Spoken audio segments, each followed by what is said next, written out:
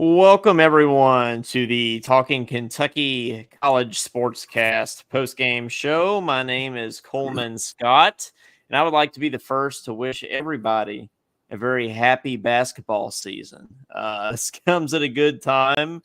Next Wednesday night, the Cats will take on Kentucky Wesleyan in Rupp Arena for the first of two exhibition games. So we all certainly, especially after tonight, are looking forward to that.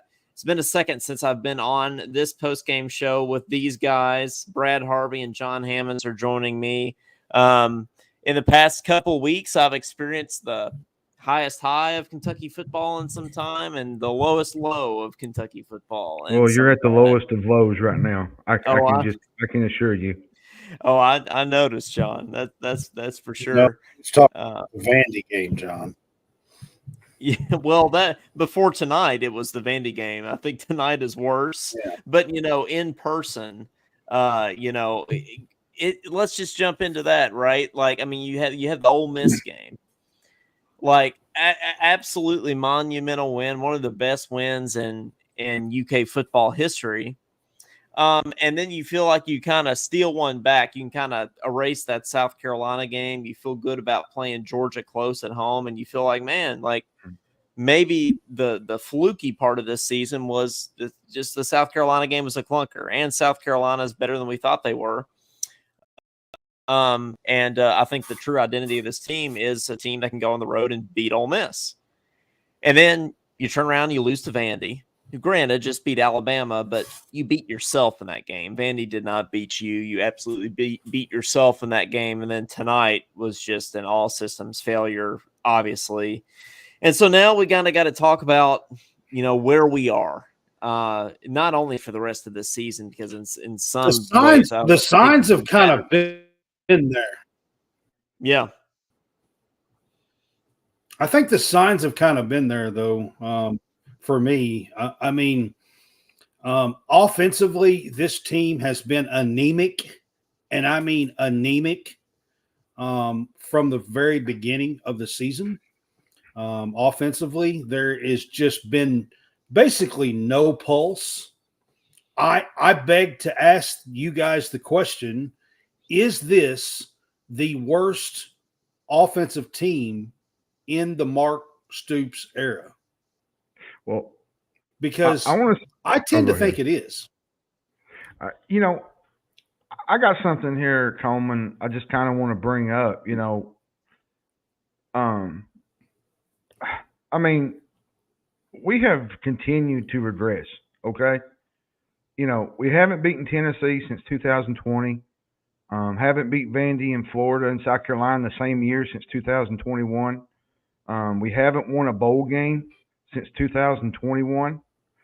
And since the pony up comments, we're 4-9 in SEC play and haven't won an SEC home game since September of 2003. Now, September. Okay. You mean 2023? 23. Yeah. That's what I mean. You said 2003. We're not quite that bad yet. Yeah. 2023. That's what I meant. Like, at some point, something's got to change. Jumas Johnson, the kid from Georgia, made a statement last week that kind of sat with me. He said, I'm not used to losing. And things are going to change around here. Well, a week later, they don't change. And I'm going to bring up some points in this game that really have me fired up. There was the fourth and 5 call. We get 4 yards instead of 5 behind the line of scrimmage. Joker Phipps type stuff, Bill Curry type stuff. Yeah. That's inexcusable. And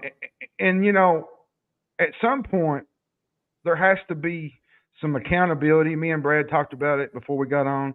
There has to be some kind of accountability. You got players out here that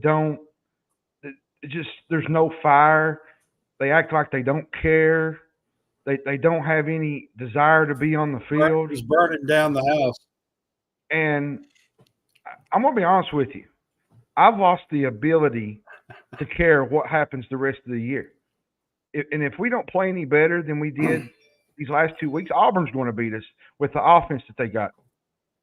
Auburn's not good. Let's just put it that way. Auburn's offense is very bad. It's like us. And, you know, I'm thankful that Texas A&M said no, because they would have been in this same spot too. I'd rather them be in the same in this spot than us right now, honestly. And I just want to say, and one more thing, Coleman. I just want to get this off my chest. Yeah, go for it. Stoops continues to go out to the post game and continues to say the same things over and over and over and over and over and over. I'm done with excuses. Yeah, I'm done. I'm done with them. Yeah, You either put your big boy pants on or get out of Lexington's is all I got to say. Because I'm tired of people sitting here defending Stoops and saying, well, you know, Kentucky football is the best it's ever been. Well, yeah, they have been great. Stoops has done some good things. But if this is as far as we're going to go with Stoops, there needs to be a talk. Because, I mean, I'm fed up. I'm fed up. And, you know, I want to bring up Chris Vaughn's point down here in the comments. Sounds like a Cal post game. Well, absolutely. And, you know, it's the same rhetoric every game, like after every game. And let's talk about that for a second, because I think, well, for one, I kind of think that this is starting to feel like, in one way or the other, like the end of the Stoops era. I don't know what's going to happen at the end of the season, but I wouldn't be surprised if there was some sort of separation similar to what we experienced with John Calipari. The buyout. They're still flipping guys this week. Despite all this going on, yeah, they're still flipping guys in recruitment and have a top 20 class. Explain Brad, that to me. Yeah, because I don't understand. Explain to me who wants to come here and play that kind of offense. That's exactly what I'm saying. Explain that to me, because I don't understand. If I'm a recruit and I see the way we play on offense, it's happening. It's happening. It's happening this week while all this is going on. Let's talk about, you know, the similarities to Cal here. Kind of what I was getting at with that is, John, we said, and Brad, we said before the season started, this might be the most talented Kentucky football roster that we've ever seen. It might, at least one of them. It might be the most talented roster. Here's where this team is falling way short. Okay. Execution is number one. Okay. Number one is execution. This team, whether they have talent or not, is just simply not making plays. They're not executing, and they're not making plays. And then there is no accountability when they are not making plays. Well, there's no responsibility and there's no accountability. And as long as those things keep happening, but it doesn't really matter how much talent this team has, because this team is loaded with 4-star and a few 5-star talent. I mean, Keyshawn Silver was a 5-star top 10 kid. That's my point, is we're wasting this talent. The play calling, especially on the offensive side of the ball, the play calling, I'm going to tell you guys right now. The clock management, Brad, which we could talk about till we're blue in the face, but just the game management. Yeah. The play calling. Seriously, the play calling on this team is about as atrocious as you could possibly be. Okay? I agree. And it's a waste of the talent. We made a great play down to the 11-yard line and had first and 10 at the 11-yard line and ran 4 straight running plays, 2 of them trying to run right up the gut of this huge Florida defensive line. Mm-hmm. Never once. Wait a second. Wait a second, John. I'm not done. This isn't even close. Then, never once do we try to drop back and pass the ball in the end zone. Not one time. I said this same thing after the South Carolina game. I said the exact same thing. Then, later in the game, we're down 7. No, we're down 14, 34-20, and we are driving, and we have a 3rd and 6. And they, on a 3rd and 6, and we are at about 35-yard line, they trot out Gavin Wimsatt, where everybody in the stadium knows we're going to try to run the stupid ball. On 3rd and 6, when you're down 14 with 8 minutes to go. What in the hell is wrong with you? I mean, honestly, that is what I want to talk about. Insane. What I want to talk about. And then on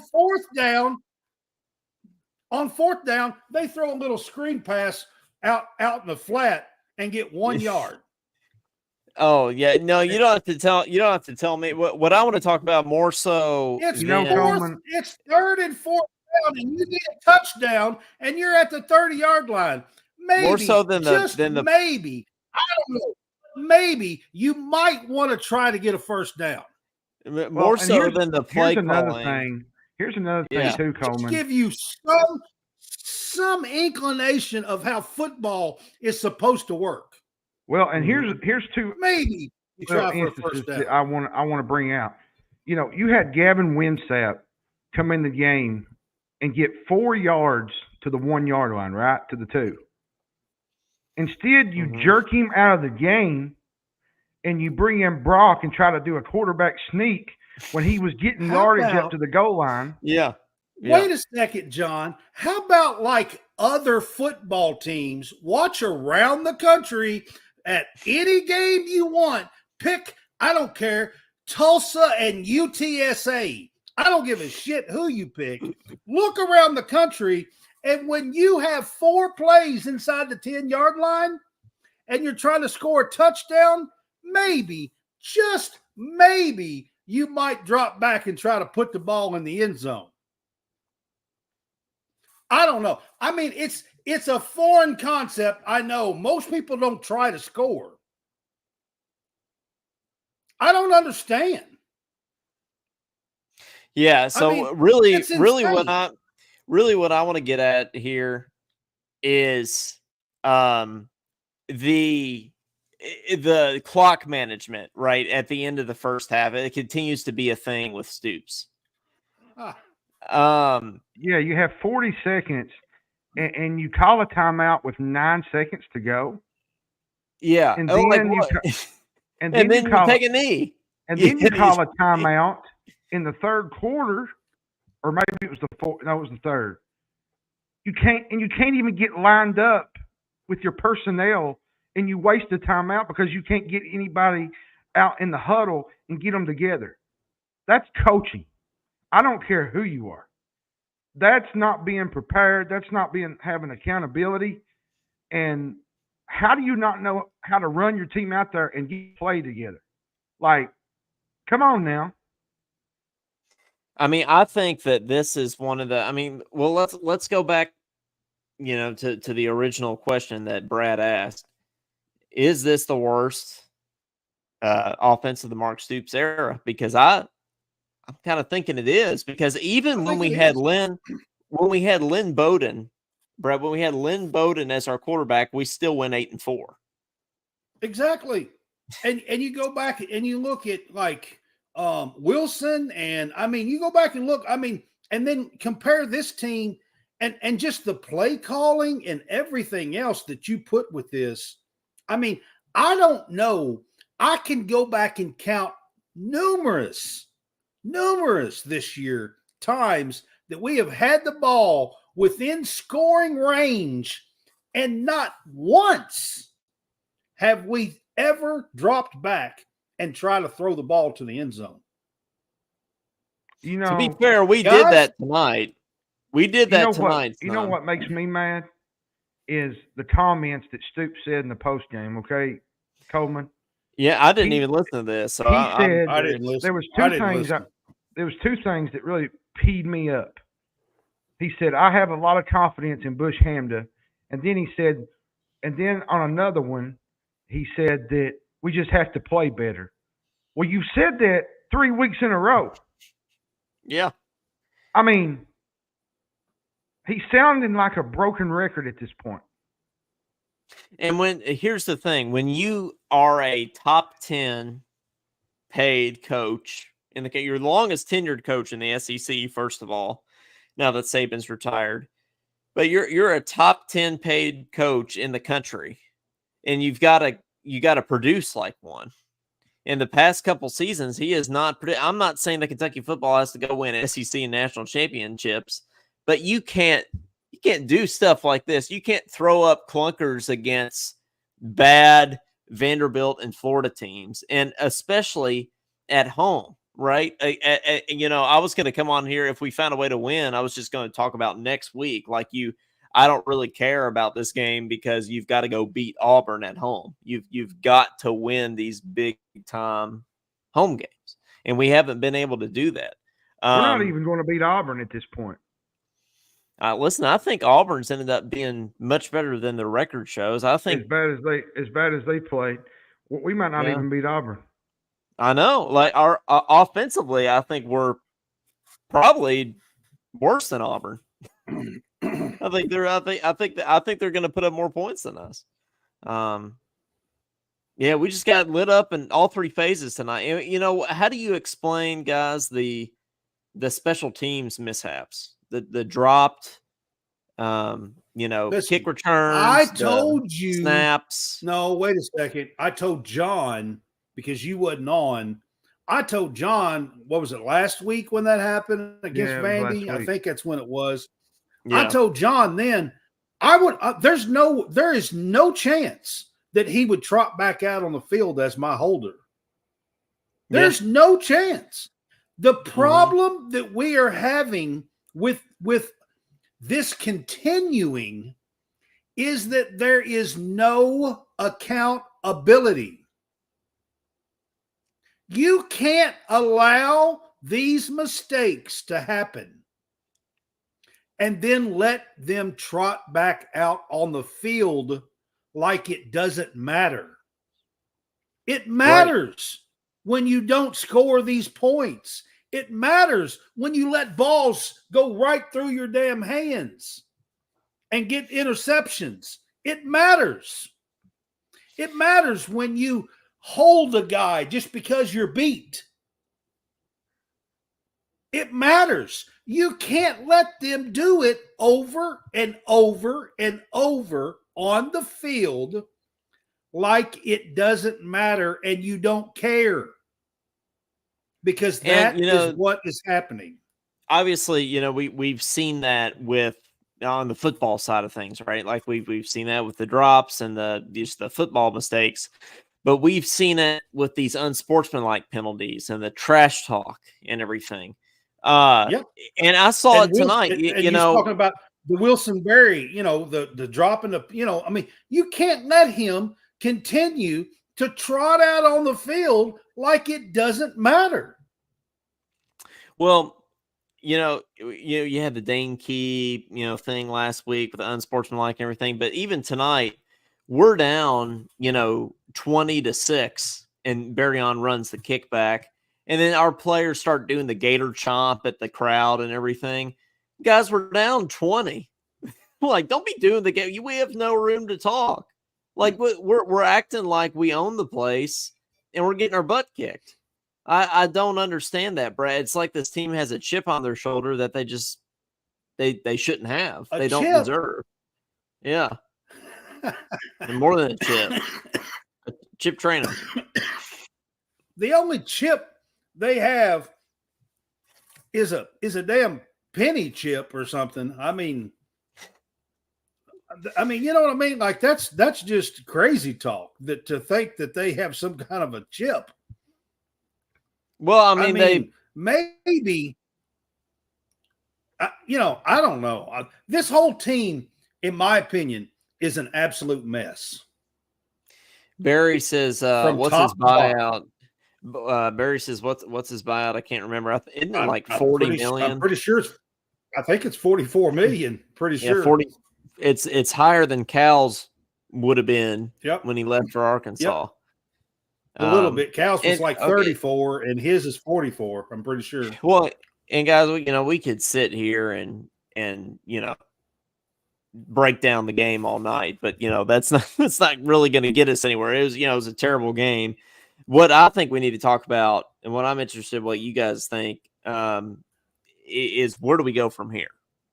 Like what does the rest of the season look like? Like how do you Coleman, what's your first of mindset the all, rest of the year? well, I mean, first of all, you have to have accountability. You cannot continue to let these players make boneheaded, unprepared, nonsense mistakes Mm-hmm. and executing terribly. You cannot let them continue to trot out on the field like winning doesn't matter, because So it does. if you're Stoops, realistically, if you're Stoops going into the Auburn game next week, what are you telling the team? Like I want to hear. I mean, both of y'all's opinion on I this. mean, I'll be honest with you. I heard that Stoops ripped a whole lot of them's hind end last Sunday and called out a bunch of guys. Didn't help any. So here's number one. If you done that last Sunday after the Vanderbilt and called out a bunch of guys, and then they turned around and played and laid an egg this week, then guess what? Next week, they're not playing.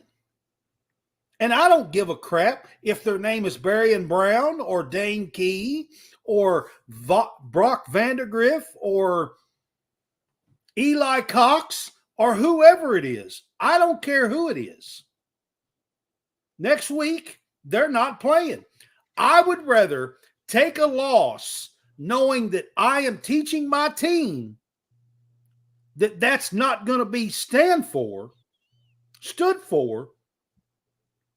I'd rather take a loss next week to build that kind of culture in my locker room. You know what really bothered me, Coleman? Yeah. The defense couldn't tackle a high school running back tonight. And why is that? It was the worst DBs in cornerback play I've ever seen play. These last 2 weeks have been an utter embarrassment. There's a part of me that I just wish Stoops had went on to A&M at times. I really do. I mean, because he feels like he's not bought in anymore. It's like there's no fire there. Well, there's no. It kind of reminds me of the whole ending the last 2 or 3 years of Calipari. Yeah, that's what I've said earlier. Yeah. Here's another thing that I want to lay out on the table. If we want to continue this mediocrity with our high bar being the Music City Bowl, then you want to keep Stoops. Yeah, if that's John, what you're aiming for, that's what you're aiming for. You say that, but the fans clearly are not okay with that. This is not a top 10 coaching salary football coach. This is embarrassment, Brad. And you know, at some point, people need to call it out what it is. Hey, Anthony brings up a good point here. Do Wilcox tie his shoes this week? I don't know if you guys saw. Not, because I think it literally he got one off. carry. I think he got one carry for 20-some yards, and then we never seen him again. But did you see his shoe come off though? After the play, I think so. Yeah, it did. Yeah, what really gets me though is we lost to this Florida team with their backup quarterback and backup running back and some backups. Yep. That should make you want to fly off the handle. We didn't just lose. We got our dominated. hind ends kicked. Shane says maybe Arkansas will hire Stoops, and he gives the $44 million up. I mean, we could always hope for Arkansas, right? Swooping in, Tyson Chicken. Actually, I think that Florida State might be an option, to be honest with you, because they're terrible. They're worse than we are. So, I mean, I don't have any words for all this. And you know, Stoops, all he does, he comes into these press conferences, like I said, he says we got to play better, we got to execute, got to get back to work. Playing on the road is tough. Nobody's going to feel sorry for you. I get tired of hearing that. When are you going to change? When are you going to actually I get tired of hearing that, Jeremy, to be honest with you. I'm over it. I'm tired of it. I'm tired of talking about it. This is a good point that that John brought up about the pony up comments, right? We have that comment with Cal. It seems like from that pandemic team, that 2020 team on, it was like things were different, right? It changed. And for Stoops, ever since he said pony up, things have been different. And that might have been the beginning of the end for him. I mean, he kind of gave the fan base a knife to stab him with. You know what's nuts? If you look at the stats. Yeah, but this isn't about the fan base. This is about execution. Florida had 7 completed passes, and they scored 48 points. Yep. And they had I believe they had over 300 yards of offense in the first half. And we've only given up 250 on average for an entire game every single year. Or I mean, every single week this year, right? So by far the worst game the defense has played. Here's the part that really concerns me, Coleman. How many players are going to come back to this? It would not shock me to see a few guys sit out the rest of the year or even transfer. It's a legitimate question. Next season you look forward to football, and you look forward to basketball again. It's the cycle of a Kentucky football fan and basketball fan. And does the fans continue to do this, or will they try to make change and go and not go to the games? Put some pressure on Mitch Barnhart. I mean, we got to take a good hard look and realize if we want to keep football relevant, you've got to come to a mutual partner agreement with Stoops. And I know that's hard to say. And if you don't, let's just focus on basketball and be done with it. Well, I think that's going to happen by the end of the season. I think there's going to be a parting of ways. I've sort of felt like this might be Stoops' last year, no matter what. I kind of felt that way about Cal last year, honestly. So, well, here's my thing though, Brad. I don't know. You're paying the guy $9 million. Still there. You're paying the guy $9 million, right? Yep. Listen, I'm not expecting championships. I'm not expecting, trophies, all that. I just want to see this program reach on a high level. Look at Iowa State. I think even if they lost tonight, look at BYU. There's no reason that in this time and age in college football with the NIL and the transfer portal that it can't be done. Let's put the money out there and go for it and see what happens. There's no effort. There's no pride in these players. They've regressed. They look great against Georgia and Ole Miss, but the wheels have completely fallen off. Looks like a wholly different team. It's just, I don't know. Man, I love Mark Stoops. I've really been in his corner his entire time that he's been here, and he's brought us a bunch of great memories here. But at some point, you got to move on. Like a coach is running his course, right? And this might be that time. Here's another thing that I'm really concerned about, and I know Brad's going to grill me on this one. I know Win Sapp has not had he's had here and there things like spot little moments in the game, but Vanderdrift doesn't see any guys open. There was two or three guys running wide open all night, and he's inaccurate, throws over their head. You can't win with that. He does hold it Let too me tell long. you. Let me tell you all you need to know about Gavin Wimsatt. Okay, when they brought him in on 3rd and 6, down 14 with 7-8 minutes to go, and you're at the 35-yard line and you're trying to drive, and it's 3rd and 6, and they can't drop back and pass with him, that tells me all I need to know. Yeah. When the play call, when you brought him in on 3rd and 6, and you can't even call a play that will go past the sticks on 3rd down with him in the game, that tells me all I need to know. And I'm going to tell you right now, Cutter Boley was maybe even worse. I know the kid's a freshman. What do you think about that decision? You know, and what do you think about that decision to put him in the first place? I don't agree with it. I don't think they should have put the kid in that situation tonight. I mean, I know we were getting blown out. Here's another thing that really grinds my gears is, remember in the week, I think it was Monday, when Stoops said Jamarian Wilcox needs more touches? 3 carries for 33 yards. Yeah. That's unacceptable. What are we doing? What are we doing that's not getting this guy the ball and not getting him into the open and letting him? There's no idea why this kid doesn't get more touches.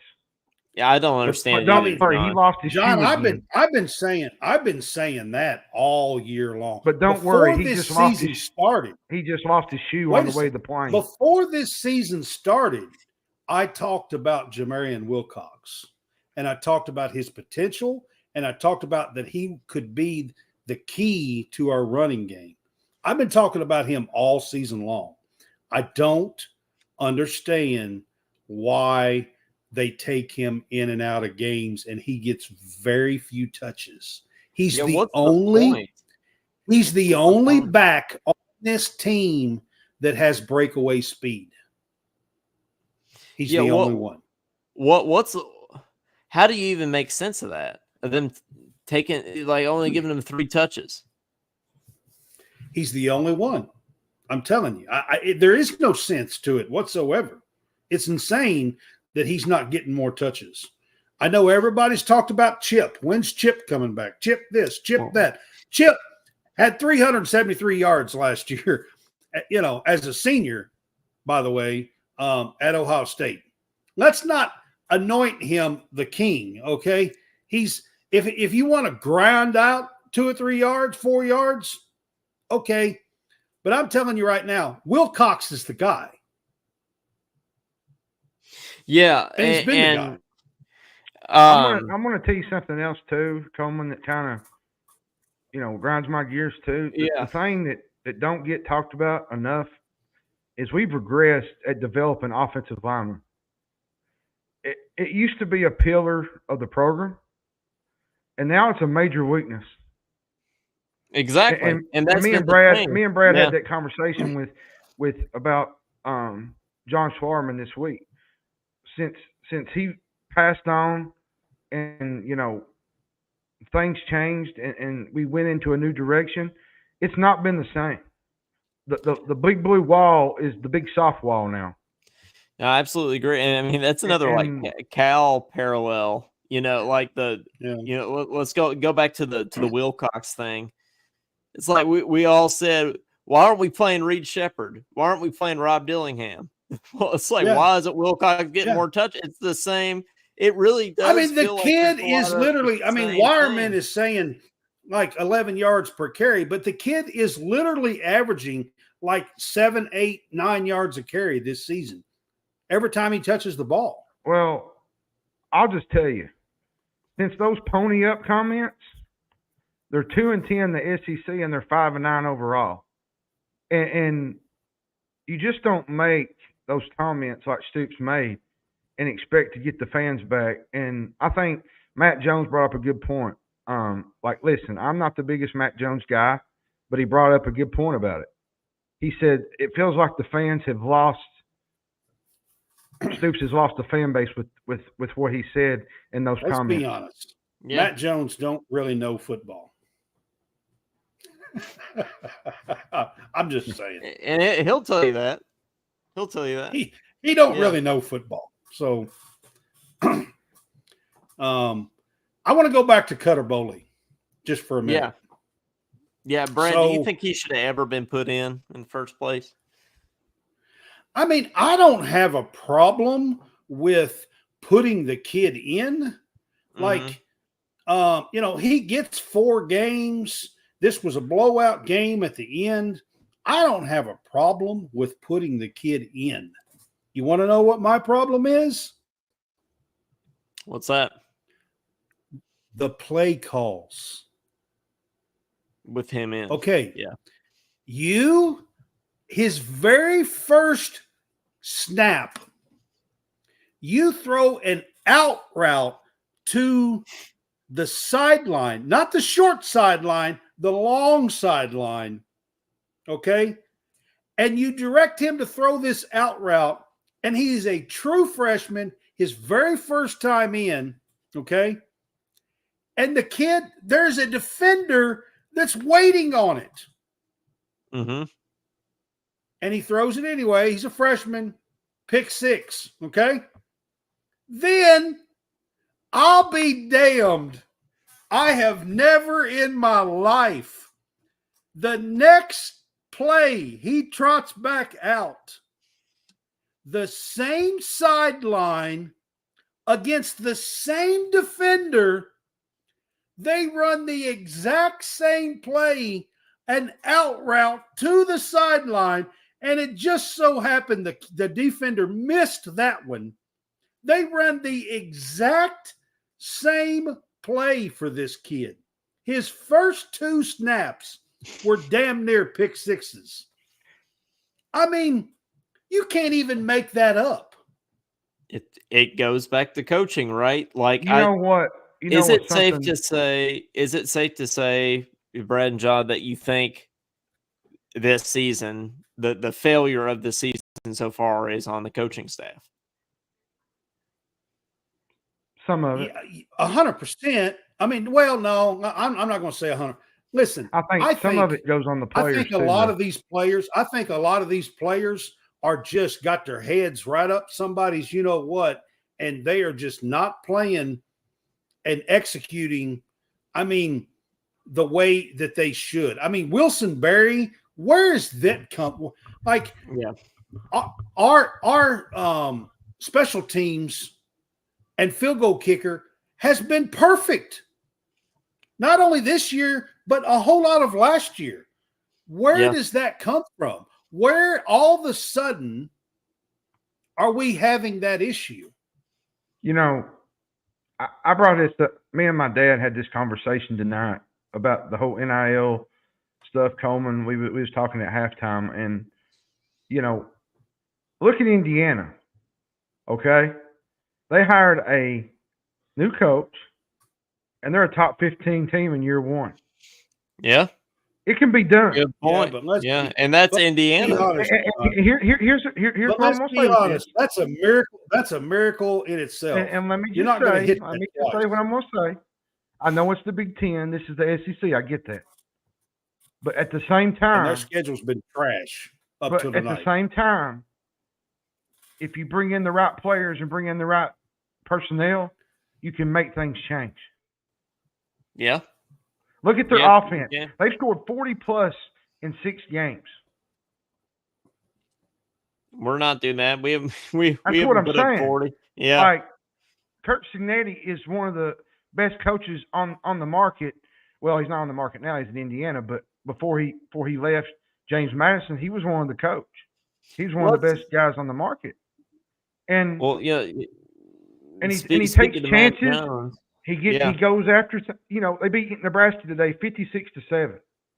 Exactly. An improved Nebraska team that has a really Yeah. good defense, they put 56 on them.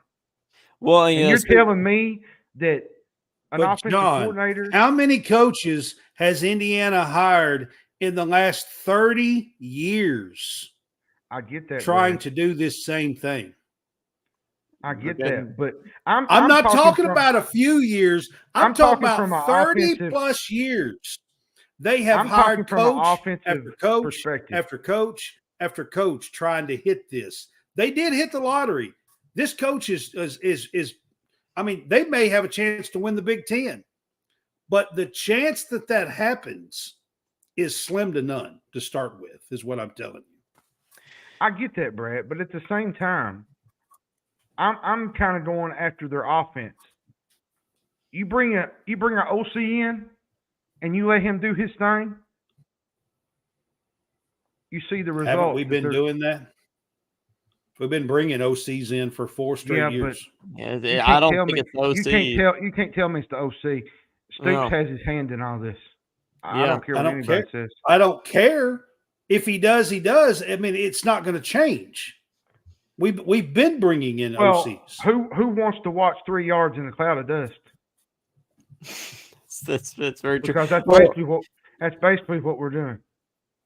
Well, speaking of Matt Jones, I liked what he said of the number 21. Think of what would have happened if we put up 21 a game, which is not a lot to ask from this talented of an offense. This roster, right? We would have beaten Georgia. We probably would have taken South Carolina to overtime. We would have beaten Vandy, right? Just 21 points. Right. That's all you need. Right. And we're up here, our second touchdown that we scored in SEC play, I believe, was against Vanderbilt. Was it not? Well, and another thing that gets me, Coleman, is Kentucky's been the favorite in their last 2 games, right? And they've lost by a combined 35 points. Yep. The inconsistency is becoming unbearable every Saturday. Oh, me. That's insane. That's insanely pitiful. I mean, guys, you might as well laugh at it because, I mean, it's just pitiful. Yeah. And you know what really bothers me too? Is I'm ready to talk about my week in basketball.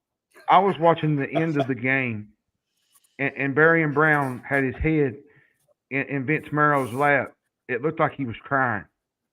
He was really. I don't know if he was crying, if he was upset. Something else. But he seemed really upset. And some of these players that actually try, they deserve better. Yeah. No, you're absolutely right, man. Yeah, they do. But hey, guys, I want to go ahead and take it. I don't want to be on here forever. It's late and everything. We want to hear y'all's opinions. 502-234-1504 if you'd like to give us a call and just give your thoughts on the state of the program. Where do you think we go from here? Well, guys, to be fair, Tim, he said we would like to have a word. Philip Haywood from, I think that's from Breathitt maybe, or Belfry, that he would like to have a word about the 3 yards in a cloud of dust comment. But I mean, that's high school ball, though. This is football. This is college. Okay. Before you take calls, real quick, I was at Big Blue Madness or the Blue White game last night. Yeah. If you guys want to ask me any questions about what I saw or the teams or anything at Blue White game at the Blue White game last night, I was there. We can get into that for sure. If you want to do that. Yeah. Hey, you're on with Talkin Kentucky. Who's this? I know, Tim. What's up, Clyde? I am extremely. I have lost the ability to even care. To be honest, I was not even excited about tonight's game at all, and it's just a complete disaster of the football season, and it makes me so mad that. Yep. Let's see. Uh-oh. Did we lose him? Clyde, you still there? Yeah, I'm still there. Okay, Yeah, I'm still sorry, there. we lost you for a second. Oh, no, you're good. My bad. I thought it was me. But anyways, it just makes me so aggravated that we hired a guy who blew a 28-3 lead against the Patriots in a Super Bowl when he was coaching the Falcons, and that's the guy who you want to hire during last offseason, who has gotten fired from every single job he's been at besides Boise State. Well, the play calling is bad, Clyde, for sure. But I mean, ultimately, it falls back on Stoops. I think. I mean, just. Do you think that John Summerall, like if John Summerall was coaching this team, do you think they would have come out as flat as they have the past couple of weeks? That Tulane is ranked in the top 10 in offensive efficiency? Had them fired up because. Well, there you go. When he was here, he did the same thing. He had them fired up. He had them going, juiced up before every game. That's another reason why we went 10-3 that year. His last season here, because he kept the guys together. Absolutely. And John just brought up a great point that they're top 10 in the country in offensive efficiency. It's I mean, we obviously need offense, but we need just some fire in this team again, right? It kind of feels like Stoops has gotten complacent a little bit. What gets me though, Coleman?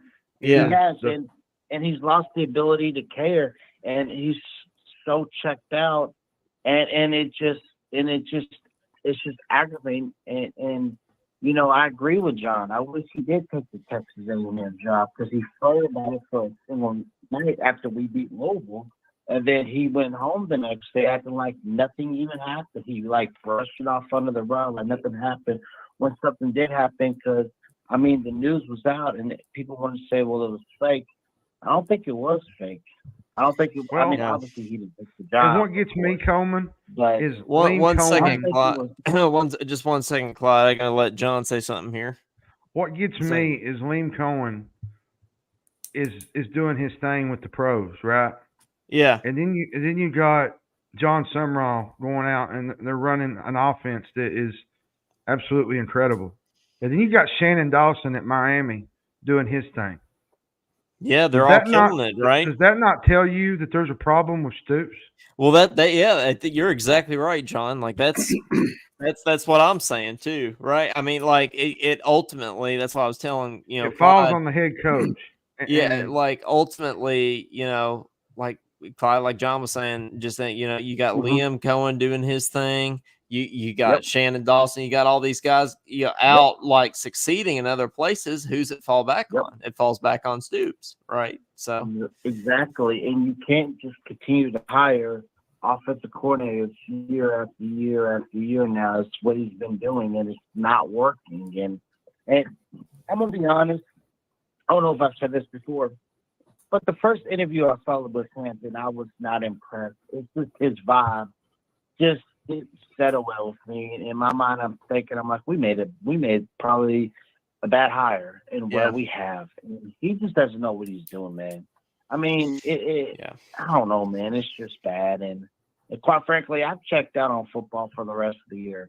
I'm going to watch my Bengals and watch Kentucky football, and that's it. I can no longer watch this crapshoot of an offense. I mean, they're so boring and they're not fun to watch. And I'm just really wasting my time. And I know I don't normally do that, but I have wasted my time this season. I have. Listen, I understand, man. Well, we'll let you go because we got a couple other people calling. But man, thanks for calling in as always. Season, really. Absolutely. Thank you. Thank you. Yep. It is. We're going to move on to the next caller here. I think we got somebody on hold, but you're on with Talkin Kentucky. Who's this? This is Chris. Chris, thanks for holding, man. I appreciate it.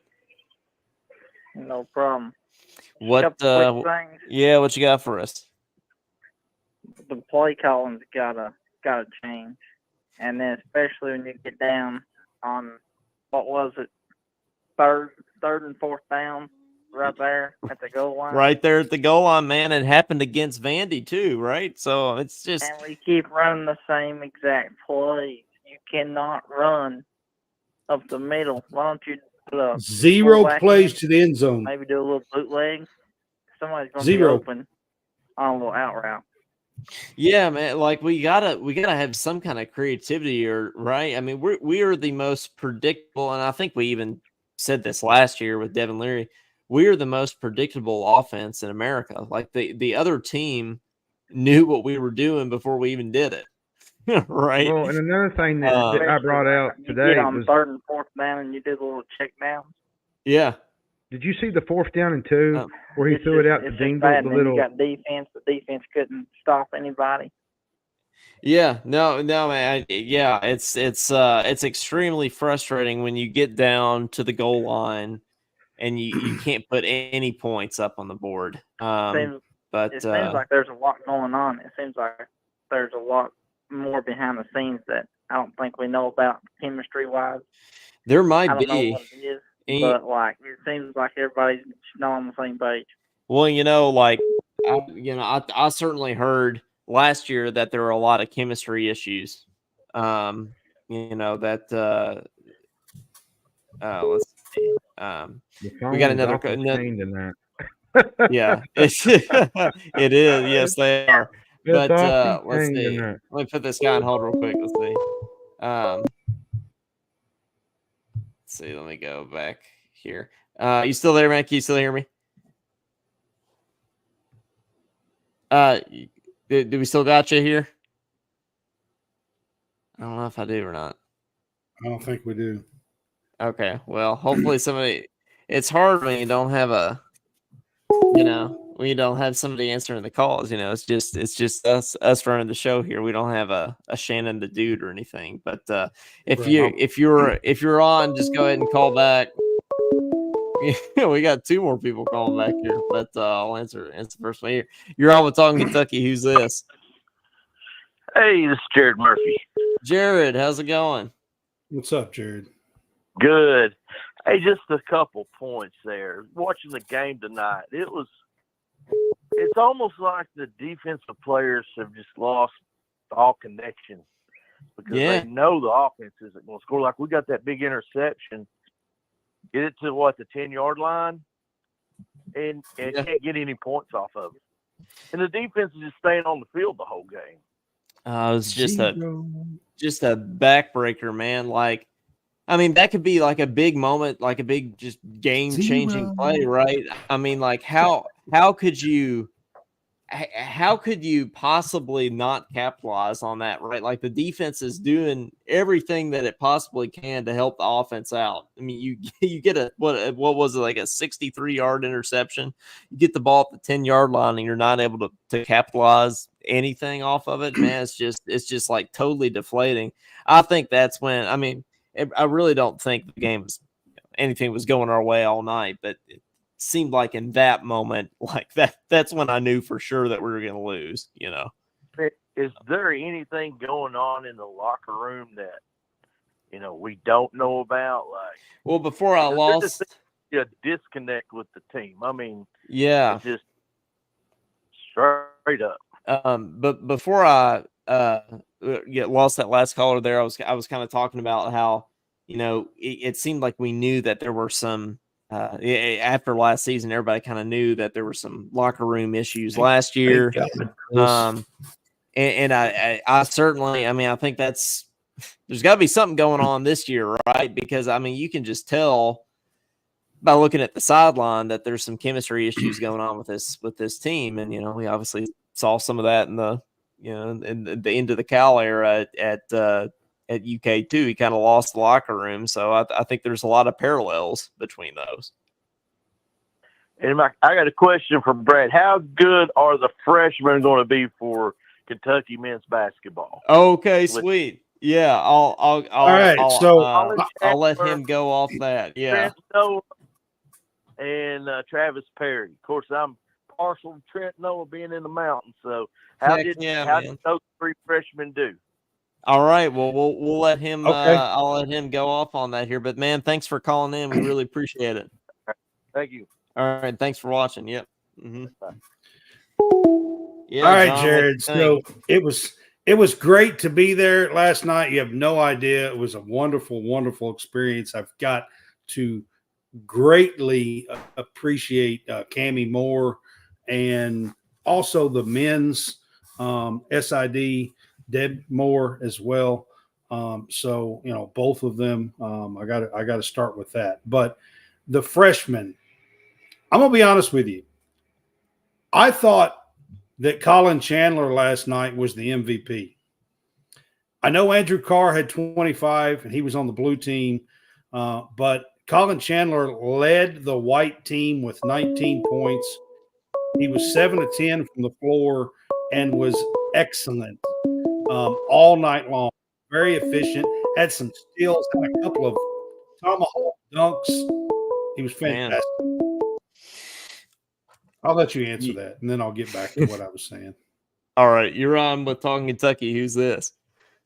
Hey, it's Jared Wells. Hey, what's up, Coleman? Jared Wells, man. I mean, I know you're probably not doing well after tonight, but it's good to hear from you. In any case, always good to see you down in the comments, and thanks for watching. Yeah, man, I appreciate it. I was going to ask you guys. And this is my biggest worry right now, and somebody kind of alluded to it earlier. I don't remember exactly who it was, but I kind of heard it. I was kind of, my phone was in a different room and I was trying to listen to it. But man, my big concern right now is, what do you think the likelihood is that we lose 3/4 of this team to the portal? Because let me tell you, man, like, if you're a player on this team right now, what coach it would be worse to play for, if you're an offensive player, especially right now, than Mark Stoops in the SEC, much less anywhere else where you can go play an easy schedule. Yeah, no, well, I mean, a couple of weeks ago, I may have said Hugh Freeze might be somebody, somebody, because he's kind of been thrown his players under the bus, and they obviously haven't had the most successful year either. But I'll let the other guys answer once I appreciate your call here. But I'll go ahead and answer first. I think that's why you got to ask yourself, is this kind of the end of the Mark Stoops era? Because, like, that's a real worry. Like, you might I think in firing Stoops, or in having a separation of Stoops, you worry about having to build the team from the ground up, just like we worried about when Calipari left. But that might happen anyway.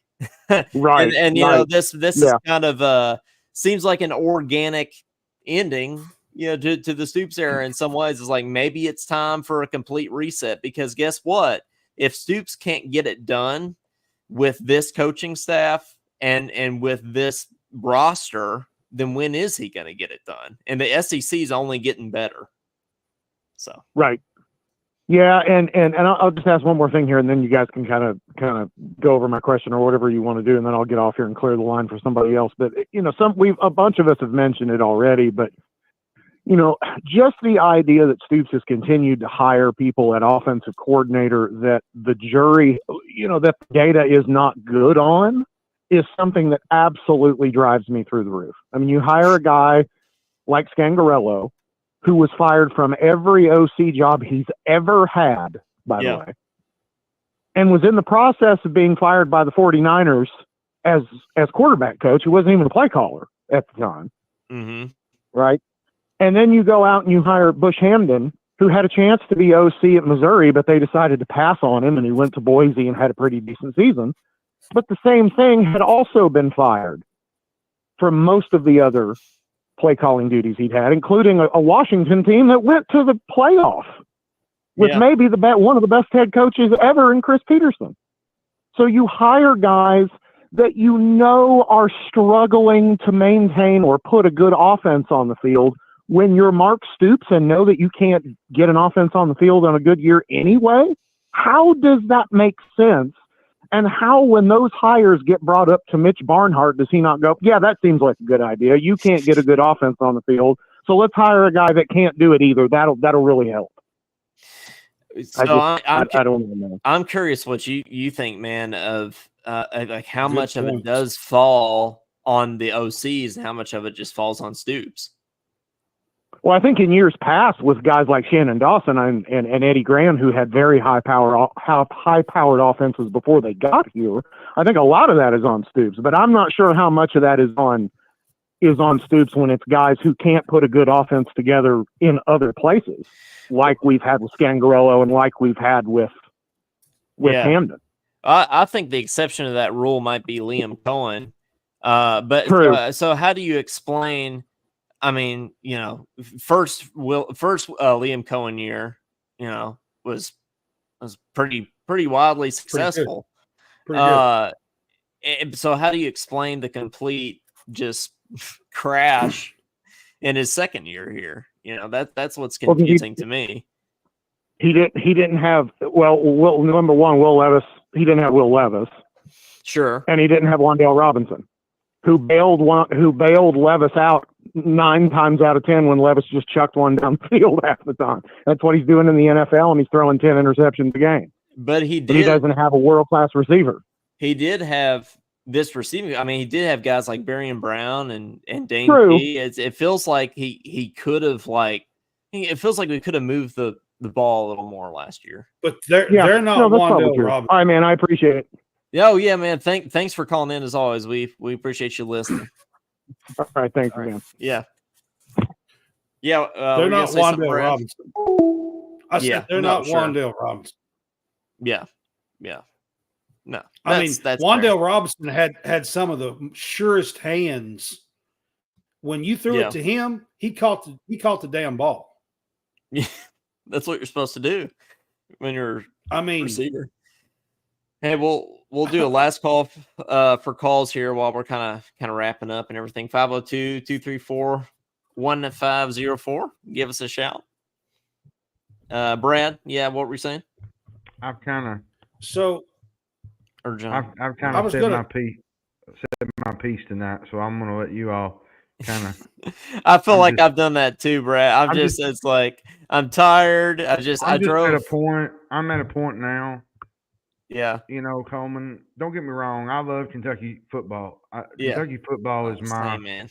It's in my blood. Kentucky basketball, but there just reaches a point where you just don't care anymore, and you don't get invested. You just don't get into it like you did, and I've reached that point. This year, because I have to.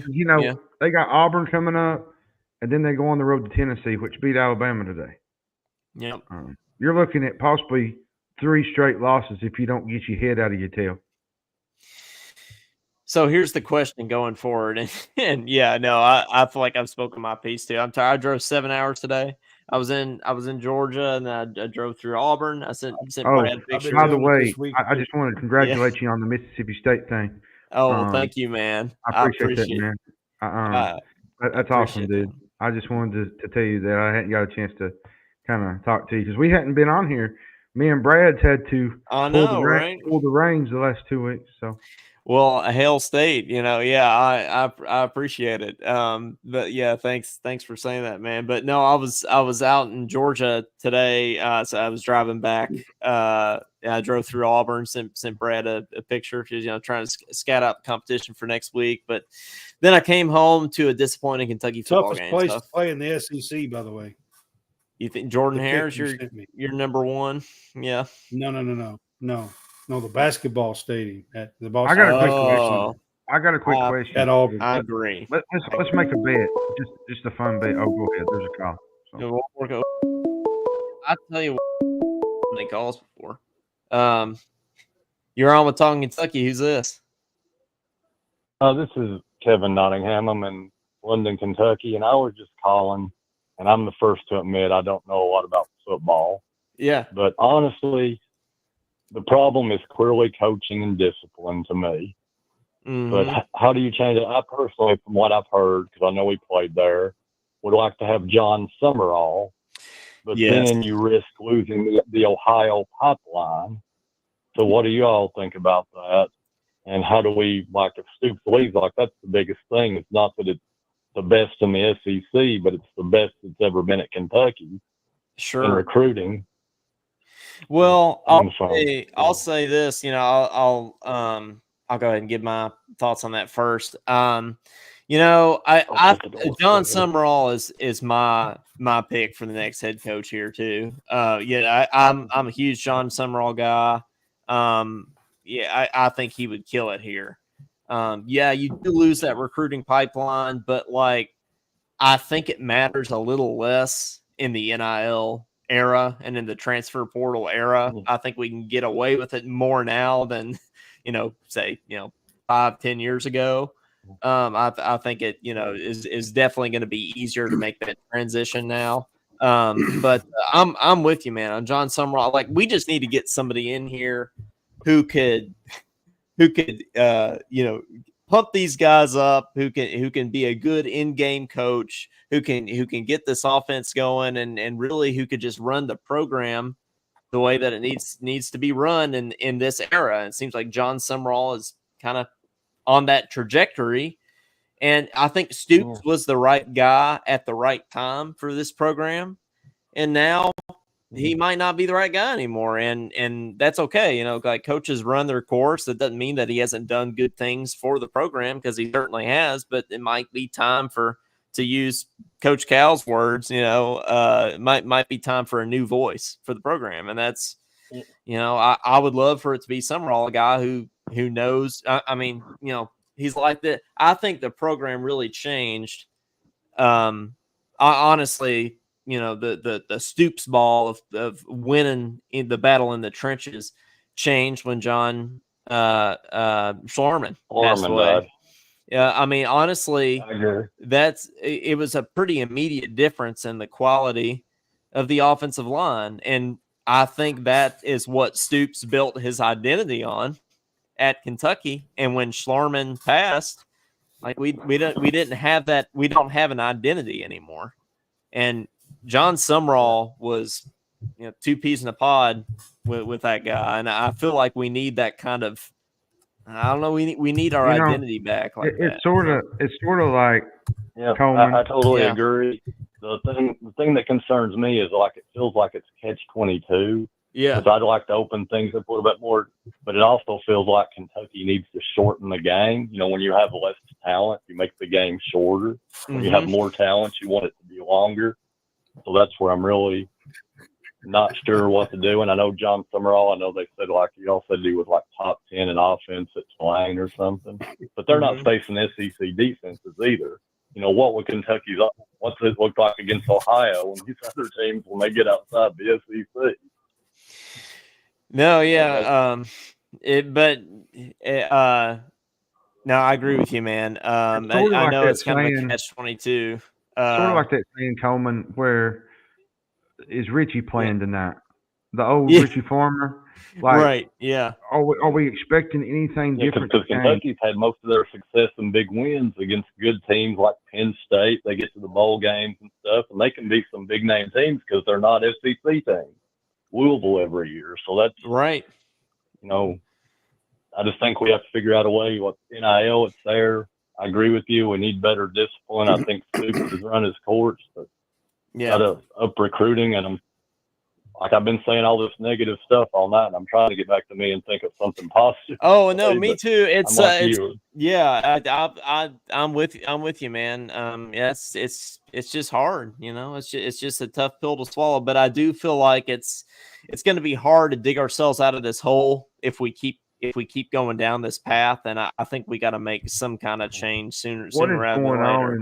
What's going on in the comment section down here?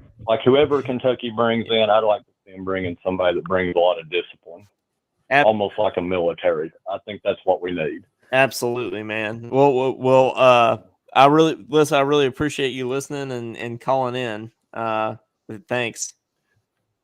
Okay. Thank you so much. Yep. Bye-bye. What? Who killed JR? What's going on here? Yeah, I was First of all, it's who shot JR, not who killed JR. What are y'all talking about? I don't even know what y'all talking about. I was like, there's 25 new comments in the chat, and I'm like, are we talking about John Summerall or no? Looks like we're talking about who knows what down here. But well, they're killing me. I was laughing so much.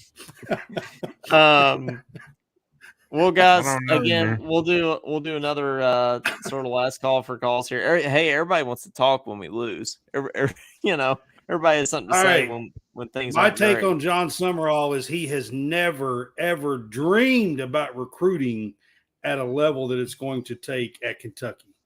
I love him. I love his motivation. I love his fire. I love the way he's coaching. He's got a great record. I'm just not sure that he is ready to come into this new and improved SEC, as tough as it's going to be, and Yeah. be able to recruit on this level for us to compete in this SEC. I'm just not sure. Yeah. Well, I don't know how to round out, tonight necessarily, other than, man, just sucks. It's I guess you go try to beat Auburn next week, but man, it's tough. And we could have the Jared, whole conversation. We got plenty of time to talk about, the future with Stoops. I don't think it's really the time to have that conversation of who replaces Stoops yet, because he's definitely not certainly gone. But yeah. I was going to finish up with Jared. He was asking about Trent Noah and Travis Perry. Yeah, go for that. We'll end on basketball, Brad. Yeah, end on a high note here. Yeah. The blue white last night, I thought Chandler was great. I already talked about him. I mean, Trent Noah has a little bit more size than Travis Perry. Travis Perry is the shortest kid on the team, 6'1". Both can shoot. That's plain and simple. Both kids can shoot really well. I think that Travis Perry is going to have a little bit harder time getting his shot off than Trent Noah will. Trent Noah is 6'5", 6'6", somewhere in that range. Travis Perry is 6'1".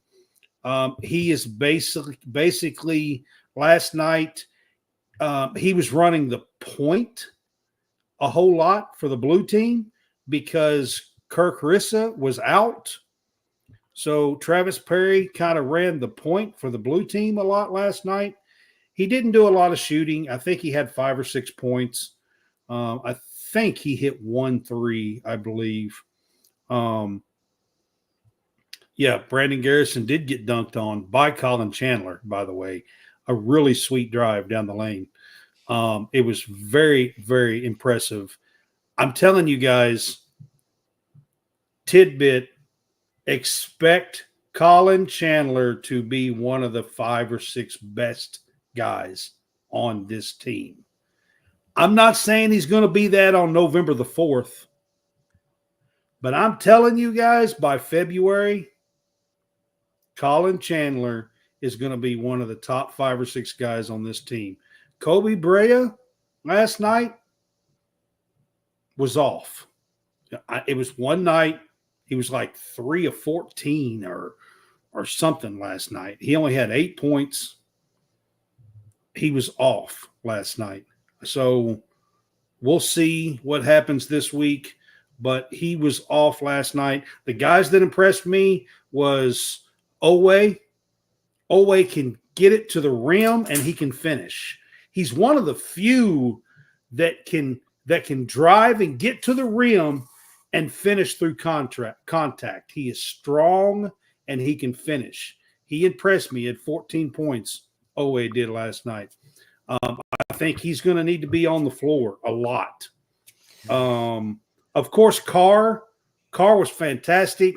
This kid has one of the sweetest strokes. He was 10 for 10 from the free throw line last night. Carr? Andrew Carr. Yeah. He was 10 for 10 from the free throw line last night. He was 6 of 11. I'm telling you, he's impressive.